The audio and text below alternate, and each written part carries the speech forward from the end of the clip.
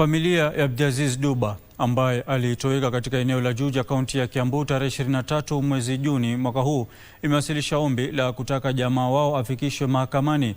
Kupitia mawakili wao, familia hiyo ilimwelezea Jaji Alexander Muleti kuwa inataka mahakama iagize maafisa wa upelelezi wamfikishe jamaa huyo mahakamani au wathibitishe aliko, kwani kuwa familia hiyo iko katika hali ya wasiwasi kutokana na kutoweka kwake. Taarifa kamili ni kwenye Mizani ya Haki. Kwa mujibu wa hati ya kiapo iliyowasilishwa mbele ya Jaji Alexander Muleti katika Mahakama Kuu ya Milimani, Abdiaziz Duba Moru pamoja na watu wengine 5 walikuwa wamesafiri kukagua kipande cha ardhi katika eneo la Juja, kaunti ya Kiambu kabla yake kutoweka. Have you answered any questions as to the missing person, that is the applicant? As an investigator, I'm investigating into the matter of a missing person. Investigations that we do not know whether they are active, whether they are present, or whether they are actually being done, because there's nothing to prove. The investigation, my lord, is active. That's why I'm before this court. Inadaiwa kuwa walipokuwa wakiondoka katika eneo hilo walivamiwa na watu waliokuwa wamejifunika nyuso zao, ambao walimchukua Duba na kumpeleka kusikojulikana. And therefore, my lord, under the circumstances, I do not submit that the criteria for granting of orders of habeas corpus, the salient ingredients have not been met under the circumstances of this case, my lord. Jaji Muleti amesema kesi hiyo itasikilizwa tarehe 22 mwezi Julai mwaka huu. On 22nd July 2026 at exactly 11 a.m. Okay?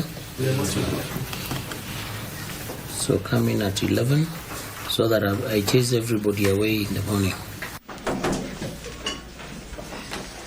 Wakati huo katika mahakama ya hakimu ya Milimani, mfanyibiashara mwanamke amefikishwa mahakamani pamoja na mwanawe na kampuni yao, wakikabiliwa na mashtaka 30 ya kujipatia shilingi milioni 41 kwa njia ya udanganyifu. Upande wa mashtaka ulimtaka hakimu Caroline Mugo kuzingatia uzito wa mashtaka hayo, yakiwemo ya kughushi stakabadhi za malipo za halmashauri ya ukusanyaji ushuru nchini, yani KRA, na ulanguzi wa fedha. M40002363-1 purporting it to be genuine, Kenya Revenue Authority payment slip apparently to be false. True, false, false. Washtakiwa hao Caroline Adera Randiki na Robel Randiki na kampuni yao Oceania Global Forwarders waliomba mahakama iwapunguzie masharti ya dhamana. Mahakama iliagiza Caroline Adera Randiki aachiliwe kwa dhamana ya shilingi milioni 5, huku mwanawe Robert Randiki akiachiliwa kwa dhamana ya shilingi milioni 2.5.